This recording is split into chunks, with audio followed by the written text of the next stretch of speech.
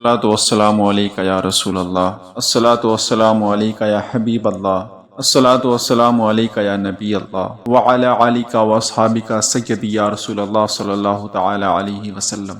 انسان کی زندگی میں کچھ چیزیں ایسی ہوتی ہے جس کے بغیر زندگی گزر نہیں سکتی ہے۔ اس وقت تک جب تک اس کے پاس وہ چیز موجود ہوتی ہے، اسے نہ ہی اس بات کا ادراک ہوتا ہے اور نہ ہی اسے اس بات کا احساس ہوتا ہے، لیکن جب کسی وجہ سے وہ چیزیں رخصت ہو جاتی ہے، خدا نہ خواستہ وہ چیز اس کے پاس موجود نہیں رہتی ہے، تب اسے احساس ہوتا ہے کہ میرے پاس بہت بڑی نعمت تھی جو چلی گئی ہے۔ اسی طرح ہماری زندگی میں بھی بہت ساری چیزیں ایسی ہوتی ہے، خدا نہ خواستہ وہ چیزیں جب ہم سے رخصت کر جاتی ہے تب ہمیں احساس ہوتا ہے کہ وہ چیزیں ہمارے لیے کتنی زیادہ امپورٹنٹ تھی، وہ چیزیں ہمارے لیے کتنی زیادہ اہمیت والی تھی۔ ہم لوگ آسمان و زمین کو دیکھتے ہیں، دھوپ اور چھاؤں میں لوگوں کے چہرے کا مظاہرہ کرتے ہیں۔ ہم اور آپ اپنے اولاد کو محبت کی نظر سے دیکھ کر اپنے دل کو ٹھنڈا کرتے ہیں۔ ہم اور آپ اپنے ماں باپ کو محبت کی نگاہ سے دیکھ کر حج کامل کا ثواب حاصل کرتے ہیں۔ قرآن کریم کی زیارت کر کے ہم اور آپ اپنے دل میں بہت سارا سرور محسوس کرتے ہیں، لیکن یہ ساری نعمتیں اس وقت تک ہمارے پاس ہے جب تک آنکھ کی نعمت ہمارے پاس موجود ہے۔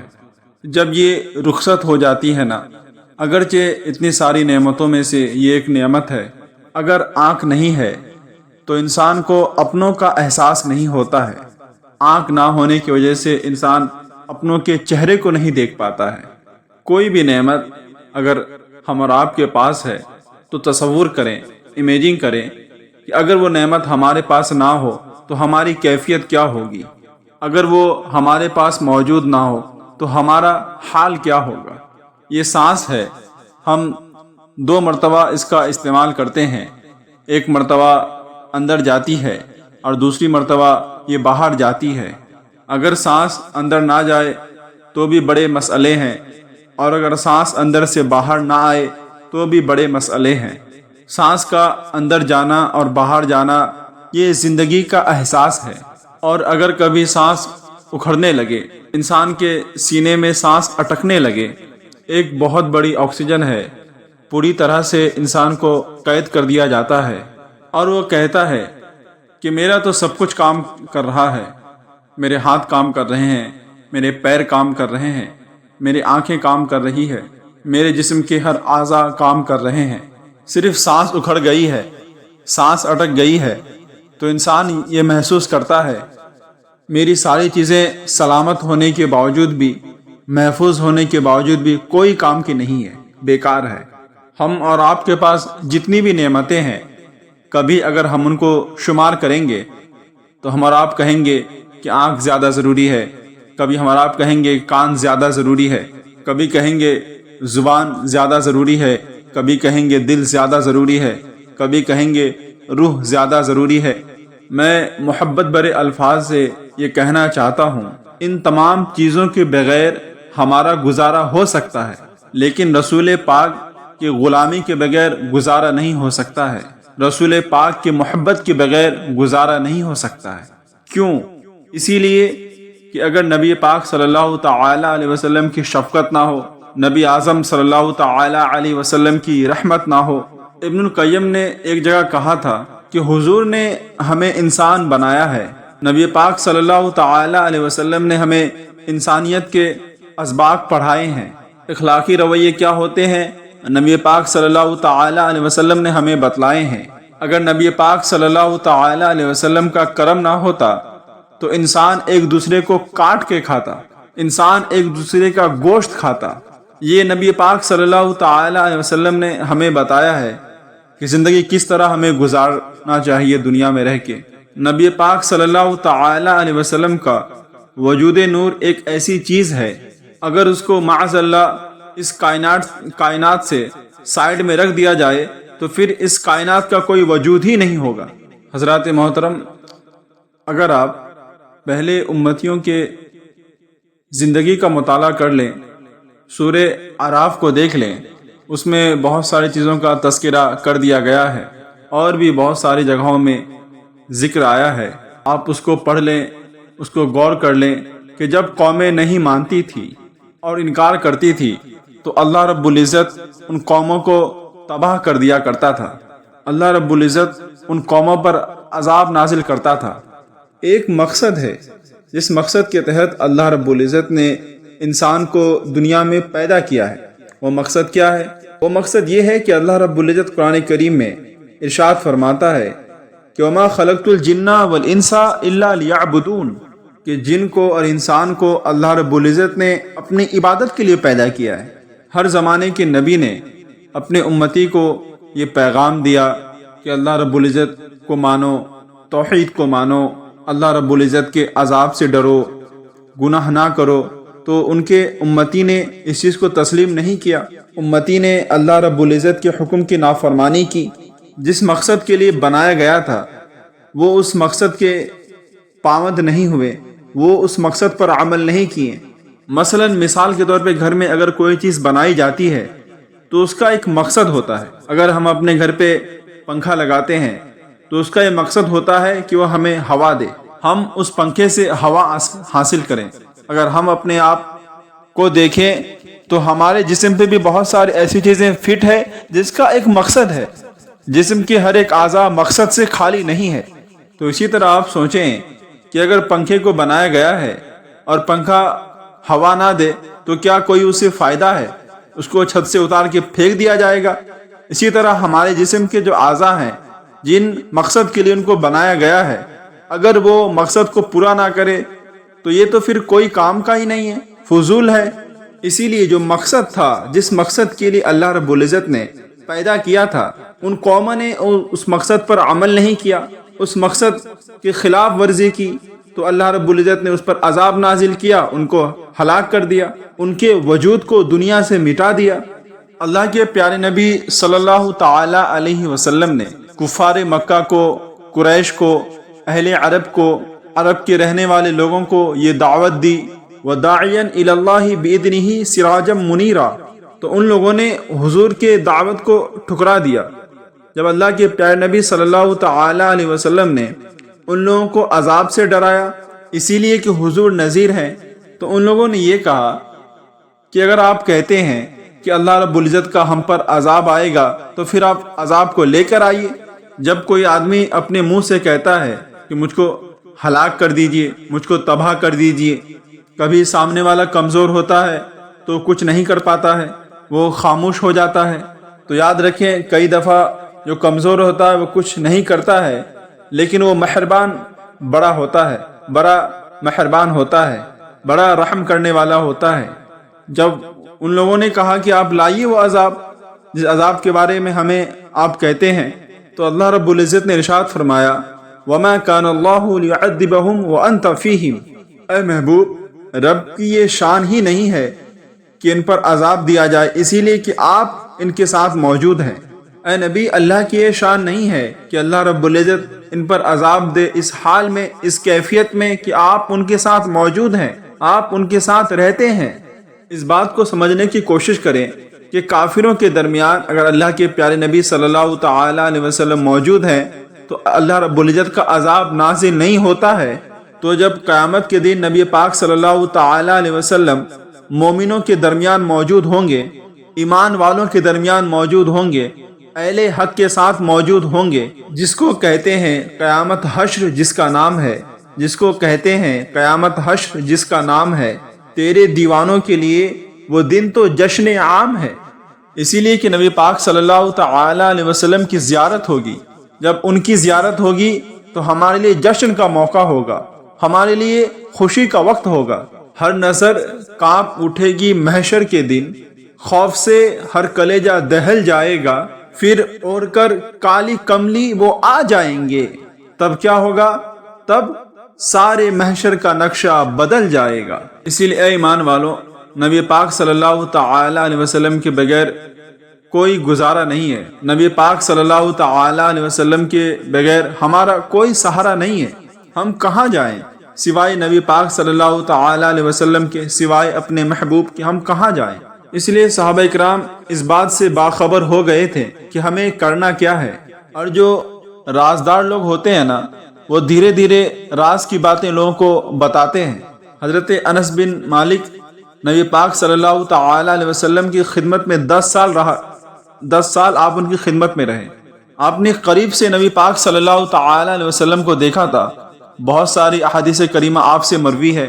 جب آپ قریب رہنے لگے تو آپ نبی پاک صلی اللہ تعالی علیہ وسلم کی بہت ساری باتوں کو سمجھ جایا کرتے تھے کہ نبی پاک صلی اللہ تعالی وسلم جو فرما رہے ہیں اس کا مقصد کیا ہے، اس میں کون سی وجہ چھپی ہوئی ہے، کون سا راز اس میں پوشیدہ ہے۔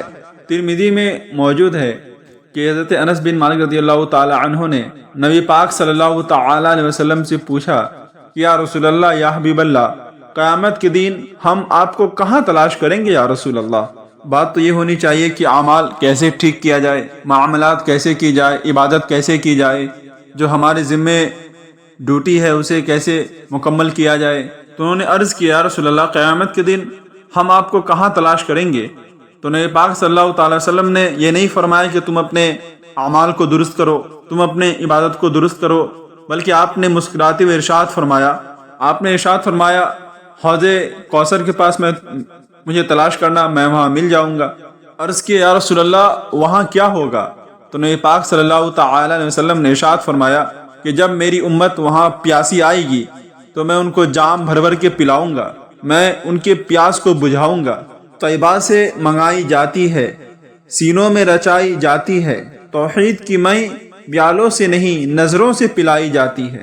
در حقیقت میں حضرت انس بن مالک رضی اللہ تعالی عنہ ہم اور آپ کو بتا رہے تھے، ہم اور آپ کے درمیان وہ راز کو ظاہر کر رہے تھے جو راز اللہ رب العزت اور اس کے نبی پاک صلی اللہ تعالی علیہ وسلم کے درمیان چھپا ہوا تھا، اور یہ ہمیں نبی پاک صلی اللہ علیہ وسلم نے پوچھ کر ہمیں یہ بتا رہے تھے، ہمیں لوکیشن بتا رہے تھے کہ محشر میں نبی پاک صلی اللہ تعالی وسلم کہاں رہیں گے۔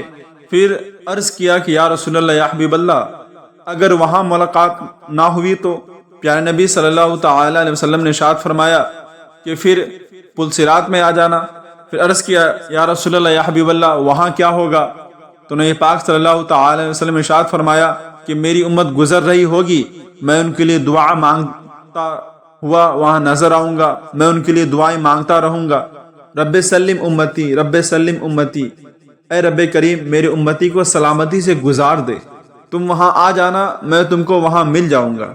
یہ سن کر بریلی کے امام نے ارشاد فرمایا خدا کی رضا چاہتے ہیں دو عالم، خدا چاہتا ہے رضائے محمد۔ پھر عرض کیا اے اللہ کے پیارے حبیب صلی اللہ تعالی وسلم، اگر وہاں ملاقات نہ ہوئی تو میں کہنا چاہتا ہوں کہ وہ ہمیں لوکیشن بتا رہے تھے، ان کو تو سب کچھ معلوم تھا، انہوں نے ہمیں بتایا کہ ہمیں ان سب چیزوں کی خبر معلوم ہوئی کہ کیا کیا ہوگا، نبی پاک صلی اللہ تعالی وسلم کہاں موجود رہیں گے، ہم غلام ان کو کہاں تلاش کریں گے۔ یہ حضرت انس بن مالک رضی اللہ تعالی عنہ کا کرم ہے۔ انہوں نے عرض کیا یا رسول اللہ، یا حبیب اللہ، اگر وہاں ملاقات نہیں ہوئی تو نبی پاک صلی اللہ تعالی وسلم نے ارشاد فرمایا کہ پھر میزان عمل پر آ جانا۔ آپ نے عرض کیا یا رسول اللہ، یا حبیب اللہ، وہاں کیا ہوگا؟ پیارے نبی صلی اللہ تعالی وسلم نے ارشاد فرمایا کہ وہاں امتیوں کے اعمال کو تولا جا رہا ہوگا، ان کے اعمال کو وزن کیا جا رہا ہوگا، اور میں اللہ رب العزت کی بارگاہ میں اپنے ہاتھ کو اٹھا کے دعا کرتا رہوں گا۔ ایک مثال کے طور پہ سمجھیں کہ جب ماں باپ کے جو اولاد ہوتے ہیں، ان کے جب ایگزام ہوتے ہیں تو ایگزامنر ہال میں ماں باپ کو جانے نہیں دیا جاتا ہے، ماں باپ کو ان کے قریب بیٹھ کر بچوں کو امتحان دینے کی اجازت نہیں ہوتی ہے۔ جو اپنے اولاد کو پیدا کرتا ہے اس کو ہی پرمیشن نہیں ہوتی ہے کہ وہ ایگزام ہال میں اپنے اولاد کے ساتھ بیٹھ کر رہے تاکہ اس کا بچہ امتحان دیتا رہے۔ تو یہ دنیاوی تعلیمات کے حال ہیں، لیکن یہ بھی ایک عجیب سبق ہے کہ تمام تعلیمات ہمیں نبی پاک صلی اللہ تعالی وسلم ہی پڑھائیں، تمام چیزیں ہمیں وہی بتائیں، رنگ بھی سارا نبی پاک صلی اللہ تعالی وسلم ہی ہمیں بتائیں، قبر کے سارے سوالات بھی نبی پاک صلی اللہ تعالی وسلم ہمیں بتا دیں، اور جب پیپر ہونے لگے تو نبی پاک صلی اللہ تعالی وسلم ہمارے قریب کھڑے ہو جائیں، تو پھر یقین کر لیا جائے کہ اگر نبی پاک صلی اللہ تعالی وسلم ہمارے لیے دعائیں کرتے رہیں گے تو ہم ہر ایگزام میں کامیاب ہوتے رہیں گے، ہم انشاءاللہ تعالی محشر میں بخش دیے جائیں گے، ہمیں محشر میں اللہ رب العزت حکم فرما دے گا کہ جاؤ جنت میں چلے جاؤ، اگر نبی پاک صلی اللہ تعالی وسلم ہمارے لیے دعائیں کرتے رہیں گے۔ تو اس بات کو تسلیم ہم کر لیں کہ نبی پاک صلی اللہ تعالی وسلم کی رحمت کے بغیر ہمارا کوئی گزارا نہیں ہے، ہم ان کی رحمت کے بغیر نہیں رہ سکتے ہیں۔ دنیا والے اصل میں ہمارا مسئلہ نہیں سمجھتے ہیں، ہمارا مسئلہ کچھ اور ہے۔ لوگ ہمیں بلا وجہ پریشان کرتے ہیں، کبھی ڈنڈے سے، کبھی جھنڈے سے، کبھی کسی شے سے، کبھی کسی پریشانی میں ڈال کر کہتے ہیں کہ آپ نعت نبی زیادہ پڑھتے ہیں، بیان آپ زیادہ کرتے ہیں۔ تو میں کہتا ہوں چلو ٹھیک ہے، لیکن ہمارا مسئلہ یہ نہیں ہے۔ ہم دنیا والوں کو راضی نہیں کرنا چاہتے ہیں، ہم اللہ اس کے رسول کو راضی کرنا چاہتے ہیں۔ حضرت ابو سعید خدری رضی اللہ تعالی عنہ ایک دن قرآن کریم کی تلاوت کر رہے تھے۔ آپ قرآن پاک بہت اچھا پڑھتے تھے، اچھے لہجے میں آپ تلاوت کیا کرتے تھے۔ تو نبی پاک صلی اللہ تعالی وسلم نے آپ کی تلاوت کو سن لیا، تو آپ نے فرمایا کہ اے ابو سعید، تم تو بہت اچھے قرآن کریم پڑھتے ہو، تم تو قرآن کریم کی تلاوت بہت بہتر کرتے ہو، اچھے انداز میں کرتے ہو۔ رب کے علاوہ کسی اور کو دکھا کے عبادت کرنا کیا جائز ہے؟ ہرگز جائز نہیں ہے۔ کچھ لوگ یہی دلیل بنا کے گھومتے رہتے ہیں، 24 آورز مسلمانوں کو پریشان کرتے رہتے ہیں۔ حضرت ابو سعید خدری رضی اللہ تعالی عنہ نے کہا کہ یا رسول اللہ، یا حبیب اللہ، اگر مجھے خبر ہوتی کہ آپ قرآن کریم سن رہے ہیں تو میں اور خوبصورت انداز میں لہجے بنا بنا کے قرآن کریم کی تلاوت کرتا، اور میں اونچی آواز میں قرآن کریم کو پڑھتا۔ لیکن کچھ لوگ بات کو سمجھتے نہیں ہیں۔ ہماری یہ مجبوری ہے، ہم عشق رسالت میں ڈوب کے رہنا چاہتے ہیں، ہم اپنے دلوں میں نبی پاک صلی اللہ تعالی وسلم کی محبت کو بسانا چاہتے ہیں۔ اسی لیے ہم کہتے ہیں کہ ان کا میلاد ضروری ہے، ان کا ذکر نہ ہو تو محفل محفل نہیں ہے، ان کی بات نہ ہو تو بات بات نہیں ہے۔ در حقیقت میں جس انسان کے دل میں عشق رسالت نہ ہو، نبی پاک کی محبت نہ ہو، وہ انسان انسان ہی نہیں ہے، وہ خالی پتھر کی طرح ہوتا ہے کہ جس کو لوگ دیکھتے ہیں اور چلے جاتے ہیں۔ اس لیے ہم لوگ یہ کہنا چاہتے ہیں کہ سیاست کا کوئی جھگڑا نہیں ہے، بلکہ یہ محبت کا جھگڑا ہے، یہ عشق کی بات ہے، یہ محبت کی بات ہے۔ ہم دنیا والوں کو خوش کرنے کے لیے نہیں، بلکہ اللہ اس کے رسول کو خوش کرنے کے لیے ہم محفل میلاد بناتے ہیں، نبی پاک صلی اللہ تعالی وسلم کا ذکر کرتے ہیں، ان کی نعت سنتے بھی ہیں اور لوگوں کو سناتے بھی ہیں۔ تو سامعین محترم، نبی پاک صلی اللہ تعالی وسلم کے بغیر ہمارا گزارا نہیں ہے، ہم ان کے بغیر نہیں رہ سکتے ہیں۔ نبی پاک صلی اللہ تعالی وسلم کے بارے میں اللہ رب العزت ارشاد فرماتا ہے وَلَسَوْفَ يُعْتِيكَ رَبُّكَ فَتَرْضَىٰ، کہ اے محبوب، ہم آپ کو اتنا دوں گا، اے نبی پاک، ہم آپ کو اتنا دیں گے، اتنا دیں گے کہ آپ اللہ رب العزت سے راضی ہو جائیں گے۔ اس آیت کا کوئی جواب نہیں ہے، یہ آیت بہت ہی شاندار ہے۔ حضرت امام زین العابدین رضی اللہ تعالی عنہ سے کسی نے سوال کیا کہ اے امام زین العابدین، قرآن شریف میں سب سے زیادہ امید والی آیتیں کون سی ہے؟ اس کا یہ خیال تھا کہ آپ کہیں گے لا تقنطوا من رحمت اللہ، یعنی اللہ رب العزت کی رحمت سے نا امیدی نہیں ہونی چاہیے۔ تو وہ کہتا ہے کہ میرے ذہن پہ یہ تھا کہ آپ یہ والی آیت تلاوت کریں گے، یہ والی آیت کو بتائیں گے۔ تو امام زین العابدین رضی اللہ تعالی عنہ فرمانے لگے کہ سب سے امید والی آیت یہ ہے کہ وَلَسَوْفَ يُعْتِيكَ رَبُّكَ فَتَرْضَىٰ، رب ارشاد فرماتا ہے کہ محبوب، اتنا دوں گا کہ آپ اپنے رب سے راضی ہو جائیں گے۔ جب یہ آیت نازل ہوئی تو نبی پاک صلی اللہ تعالی وسلم صحابہ کرام سے یہ فرمانے لگے کہ رب کہتا ہے کہ اے حبیب، مجھے آپ کو راضی کرنا ہے، میں آپ کو راضی کرنا چاہتا ہوں، لیکن جب تک میرے سارے غلام جنت میں نہیں جائیں گے تب تک مجھے اللہ رب العزت سے راضی نہیں ہونا ہے۔ جب میرے سارے غلام جنت میں چلے جائیں گے تب میں اللہ رب العزت سے راضی ہو جاؤں گا۔ تو ہمیں معلوم چل گیا کہ نبی پاک صلی اللہ تعالی وسلم کے بغیر کوئی گزارا نہیں ہے، ان کے رحمت کے بغیر ہمارا کوئی سہارا نہیں ہے۔ ہماری جتنی بھی امیدیں ہیں سب نبی پاک صلی اللہ تعالی علیہ وسلم ہی ہے۔ سنن ابن ماجہ میں نبی پاک صلی اللہ تعالی وسلم ارشاد فرماتے ہیں، اس حدیث کے راوی حضرت موسیٰ ابو اشعری رضی اللہ تعالی عنہ ہیں۔ نبی پاک صلی اللہ تعالی وسلم ارشاد فرماتے ہیں کہ اللہ رب العزت نے مجھے اختیار دیا۔ آپ سے عرض کیا یا رسول اللہ، یا حبیب اللہ، کس بات کا؟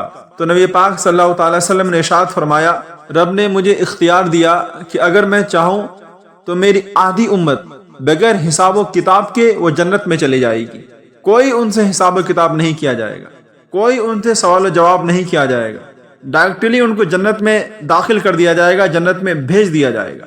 اور اگر میں چاہوں تو اللہ رب العزت شفاعت کا اختیار لے لوں میں سفارش کرتا جاؤں اور اللہ رب العزت ان کو معاف کرتا جائے۔ یہ مجھے اختیار دیا ہے اللہ رب العزت نے۔ نبی پاک صلی اللہ علیہ وسلم ارشاد فرماتے ہیں، میں نے آدھی امت والے سودا کو قبول نہیں کیا بلکہ میں نے شفاعت والے سودا کو قبول کیا، اسی لیے کہ عام تر ہے اور یہ کفایت کرنے والی ہے، یہ زیادہ فائدہ پہنچانے والی ہے۔ ابن ماجہ کتاب الزہد دیکھیے گا، اس میں روایت موجود ہے کہ نبی پاک صلی اللہ تعالی وسلم نے ارشاد فرمایا، تمہارا خیال یہ ہے کہ میری یہ شفاعت صرف پرہیزگاریوں کے لیے ہے، متقیوں کے لیے ہے؟ خود جملہ استفہامیہ سے بات کرتے ہیں کہ تمہارا کیا خیال ہے، میں جو قیامت میں سفارش کروں گا صرف پرہیزگاریوں کے لیے کروں گا، متقیوں کے لیے کروں گا؟ پیارے نبی نے ارشاد فرمایا، نہیں، میں قیامت کے دن گناہ گاروں کے لیے سفارش کروں گا، میں گناہ گاروں کے لیے سفارش کروں گا، گناہ گاروں کے لیے اللہ رب العزت کی بارگاہ میں عرض کروں گا۔ مثال کے طور پہ اس کو سمجھیں کہ ایک وکیل ہوتا ہے، ایک شفیع ہوتا ہے۔ حضور ہمارے لیے وکیل نہیں ہے بلکہ حضور ہمارے لیے شفیع ہیں، حضور شفاعت کرنے والے ہیں۔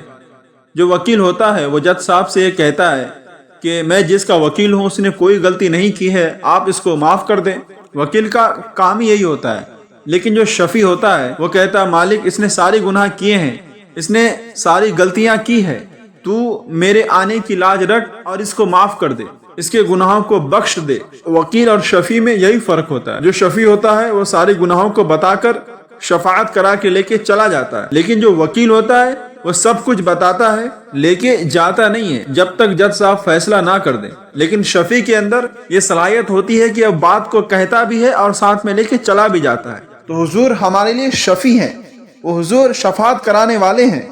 اسی لیے میں کہنا چاہتا ہوں کہ حضور کے بغیر کہیں بھی گزارا نہیں ہے، حضور کے رحمت کے بغیر ہم کچھ نہیں کر سکتے۔ جب حضور ہم پر نگاہ کرم کر دیں گے انشاءاللہ تعالی ہم کامیاب ہو جائیں۔ ہم جب عاشق رسول بن جائیں گے نا، ہم جب نبی کے عشق میں جینا مرنا سیکھ لیں گے، دنیا والے ہمیں لاکھ تکلیف دے، دنیا والے ہمیں لاکھ دشواری میں دھکیل دے، لاکھ دشواریاں ہمارے سر پر آ جائے، لیکن اگر ہمارے سر پر نبی پاک صلی اللہ تعالی وسلم کی رحمت رہے گی، ان کی دعائیں ہمارے ساتھ شامل حال ہوگی، تو تمام دشواریاں پل بھر میں ختم ہو جائے گی اور دشواریاں ہمیں آسانیاں لگنے لگے گی، مصیبتیں ہمیں خوشی لگنے لگے گی۔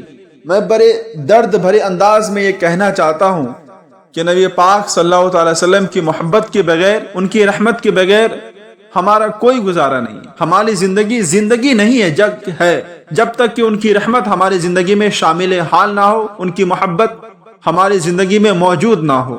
ایک روایت ہے جو مستدرک میں موجود ہے کہ نبی پاک صلی اللہ تعالی علیہ وسلم نے ارشاد فرمایا، قیامت کے دن اللہ رب العزت انبیاء اکرام کے لیے نور کے ممبر کو بچھائے گا، ہر نبی ممبر پر بیٹھ جائیں گے، ہر نبی کو جو ممبر دی جائے گی وہ اس پر بیٹھ جائیں گے، لیکن نبی پاک صلی اللہ تعالی وسلم ارشاد فرماتے ہیں کہ جو میرا ممبر ہوگا وہ خالی ہوگا۔ صحابہ نے عرض کیا، یا رسول اللہ، یا حبیب اللہ صلی اللہ تعالی علیہ وسلم، آپ کا ممبر کیوں خالی ہوگا؟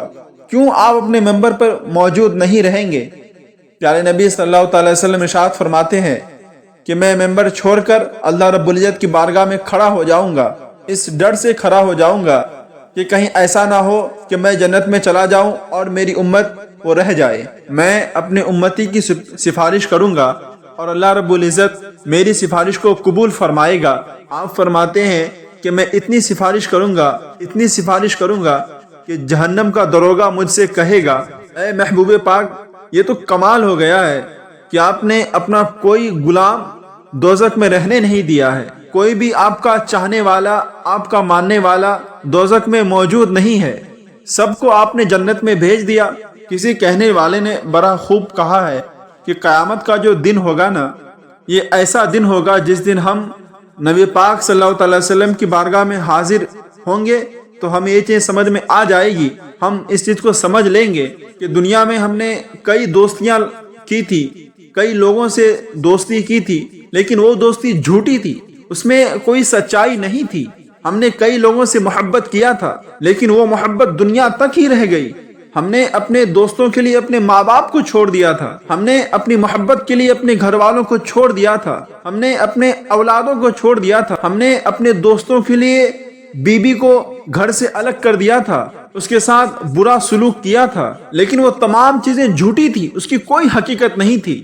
لیکن ایک دوستی ایسی تھی جو بہت سچی تھی، وہ نبی پاک صلی اللہ تعالی وسلم کی دوستی تھی، مدینے والی کی دوستی تھی۔ ہمیں صحیح طریقے سے پہچان لیں گے کہ دنیا کیا ہے، آخرت کیا ہے، دنیا والوں کی محبت کیا ہے اور مدینے والے کی محبت کیا ہے۔ دنیا والوں کی محبت ایک طرف، نبی پاک صلی اللہ تعالی علیہ وسلم کی محبت ایک طرف، پھر بھی دنیا والے مدینے رسول پاک صلی اللہ تعالی علیہ وسلم کی محبت میں جینا مرنا چھوڑ دیا، جس نے دنیاوی محبت کو اپنا لیا اور دنیا کی محبت میں مست رہا، مستغرق رہا، تو سمجھ جائیں وہ مدینے والے آقا کی رحمت سے محروم رہا، نبی اعظم صلی اللہ تعالی وسلم کی رحمت سے دور رہا۔ ہم آسانی سے یہ سمجھ گئے ہیں کہ نبی پاک صلی اللہ تعالی وسلم کی محبت کے بغیر ہمارا گزارا نہیں ہے، نہ ہی دنیا میں گزارا ہے، نہ ہی قبر میں گزارا ہے، نہ ہی آخرت میں گزارا ہے، ہمارا کہیں بھی گزارا نہیں ہے۔ ہم جہاں بھی رہیں گے نبی پاک صلی اللہ تعالی وسلم کی رحمت ہمارے لیے ضروری ہے۔ ایک سبق یاد کر لیجئے کہ جس شخص کے بغیر ہمارا کوئی گزارا نہیں ہے، نہ ہی یہاں گزارا ہے، نہ ہی وہاں گزارا ہے، نہ ہی قبر میں گزارا ہے، نہ ہی آخرت میں گزارا ہے، نہ ہی میزان عمل میں گزارا، کہیں گزارا ہی نہیں ہے جس شخص کے بغیر، تو ہمارا ان کے بغیر دنیا داری میں کیسے گزارا ہو جاتا ہے؟ کیسے ہم ان کو چھوڑ کے دنیا میں اپنی زندگی گزارنے لگتے ہیں، ان کی باتوں کو چھوڑ کے اپنی باتوں پر عمل کرنے لگتے ہیں، اپنے نفس کے بہکاوے میں آ کر ہم جیسے چاہتے ہیں ویسے اپنی زندگی گزارنے لگتے ہیں، خود ہی کو سب کچھ سمجھنے لگتے ہیں۔ یہ بالکل بھی درست نہیں ہے۔ ہمارے زندگی کے ہر کام، ہر ایک چیز حضور کے بتائے ہوئے طریقے پر ہونی چاہیے۔ ہمارے تجارت بھی نبی پاک صلی اللہ تعالی وسلم کے فرمان کے مطابق ہونا چاہیے، ہماری زندگی بھی انہی کے فرمان کے مطابق ہونی چاہیے، ہمارے گھر میں شادی بیاہ جو بھی ہو سب انہی کے فرمان کے مطابق ہونی چاہیے، ہماری خوشی بھی ہمارے دکھ بھی سب انہی کے فرمان کے مطابق ہونی چاہیے۔ ہم ان کو نہیں بھولیں، ہم جس حال میں بھی رہیں، چاہے ہم غریب ہوں، چاہے امیر ہوں، چاہے کسی طبقے سے ہمارا تعلق ہو، ہم نبی پاک صلی اللہ تعالی علیہ وسلم کو ہرگز نہ بھولیں، بلکہ ان کی محبت میں جینا اور مرنا سیکھ جائیں، اسی لیے کہ ان کی رحمت کے بغیر کوئی گزارا نہیں ہے۔ ہم جب ان سے دور ہوں گے تب تک ہم دنیا میں ناکام ہوتے ہوئے نظر آ جائیں گے۔ اگر دنیا میں ہم کامیاب ہونا چاہتے ہیں تو ہمارے لیے ضروری ہے کہ نبی پاک صلی اللہ تعالی علیہ وسلم کے فرامین پر پابندی سے عمل کریں، انہوں نے جو ہمیں بتایا ہے ہم اس پر عمل کریں، پھر ہمیں ادھر ادھر جانے کی ضرورت نہیں ہے۔ ہم نبی پاک صلی اللہ علیہ وسلم کی سیرت کو پڑھیں، ان کے کیا معاملات تھے ازواج مطہرہ کے ساتھ، ان کو پڑھیں، انہوں نے صحابہ اکرام کی زندگی میں کیسے تبدیلی لائی، کون سی باتیں وہ ان لوگوں کو بتاتے تھے جن کی وجہ سے وہ لوگ گناہوں کو چھوڑ کے اللہ رب العزت کو راضی کرنے کے لیے ہمیشہ تیار رہتے تھے۔ وہ لوگ دنیا سے نہیں بلکہ آخرت سے دل لگاتے تھے، وہ لوگ دنیا کو راضی نہیں کرتے تھے بلکہ اللہ اس کے رسول کو راضی کرتے تھے۔ اور ایک بات یاد رکھیں کہ ہم جب میلاد النبی صلی اللہ تعالی وسلم کا جلوس لے کر نکلتے ہیں، اپنے ہاتھوں میں جھنڈے کو پکڑ کے رکھتے ہیں، ہم جب جلوس کے میدان میں نبی پاک صلی اللہ تعالی وسلم کا نعرہ لگاتے ہیں، تب ہم للکارتے ہیں اس نظام کو جو نظام حضور سے پہلے تھا، امیری غریبی کا، کالا گورا کا، ذات برادری کو لوگ اہم سمجھتے تھے، چھوٹے بڑے کو عیب سمجھتے تھے، ایک دوسرے کے ساتھ اٹھنا بیٹھنا یہ عیب سمجھا کرتے تھے، یعنی انسانیت نہیں پائی جاتی تھی۔ انسان تو ہوتے تھے لیکن ان لوگوں کے اندر بھائی چارگی یہ سب چیزیں دیکھنے کو نہیں ملتی تھی، وہ خود میں مست رہا کرتے تھے اور خود کو ہی سب کچھ سمجھا کرتے تھے۔ ہم جب میدان میں جا کے تو نعرہ لگاتے ہیں تو ہم یہی پیغام دینا چاہتے ہیں کہ اب وہ نظام نہیں چلے گا جو حضور کے زمانے سے پہلے تھا، بلکہ اب وہی نظام چلے گا جو نبی پاک صلی اللہ تعالی علیہ وسلم نے ہمیں نظام بتایا ہے، جو طریقہ مصطفیٰ جان رحمت نے ہمیں سکھایا ہے، اب وہی طریقہ چلے گا، اب وہی نظام چلے گا۔ اب وہ نظام ہے کہ جس پلیٹ پر ابوبکر صدیق رضی اللہ تعالی عنہ کھانا کھائیں گے، اسی پلیٹ پر حضرت بلال حبشی رضی اللہ تعالی عنہ بھی کھانا کھائیں گے۔ اب یہ نظام ہے کہ اگر کوئی غریب آدمی غلط کرے تو اس کو سزا دی جائے گی، اور اگر کوئی امیر آدمی بھی غلط کرے تو اس کو بھی سزا دی جائے گی۔ عدل و انصاف قائم کیا جائے گا، بھائی چارگی لوگوں کے درمیان پیدا کیا جائے گا، رسول پاک کی محبت لوگوں کے دل میں بیٹھانے کی کوشش کی جائے گی۔ اس لیے میں بڑی ہی محبت کے ساتھ یہ کہنا چاہتا ہوں کہ اپنے آپ کو نبی کے قدموں میں نچھاور کر دیں، اپنے آپ کو اللہ کے پیارے نبی صلی اللہ علیہ وسلم کی بارگاہ میں قربان کر دیں۔ دنیا والے تو بس کچھ دن کے لیے آپ کے ساتھ رہیں گے، پھر وہ چلے جائیں گے، لیکن رسول پاک کی جو محبت ہوگی نا، وہ دنیا میں بھی آپ کے ساتھ رہے گی، قبر میں بھی آپ کے ساتھ رہے گی، حشر میں بھی آپ کے ساتھ رہے گی۔ جتنے بھی معاملات ہوں گے، ہر معاملات میں اللہ کے پیارے نبی صلی اللہ تعالی وسلم کی رحمت ہمارے ساتھ رہے گی۔ تو ہم کیوں ان کو چھوڑ دیں، کیوں ہم ان کے راستے سے دور ہو کر کسی اور کے راستے چلے جائیں؟ اسی لیے میں کہنا چاہتا ہوں کہ رسول پاک صلی اللہ تعالی وسلم کی محبت کے بغیر، ان کی رحمت کے بغیر ہمارا کوئی گزارا نہیں ہے۔ انہی کی محبت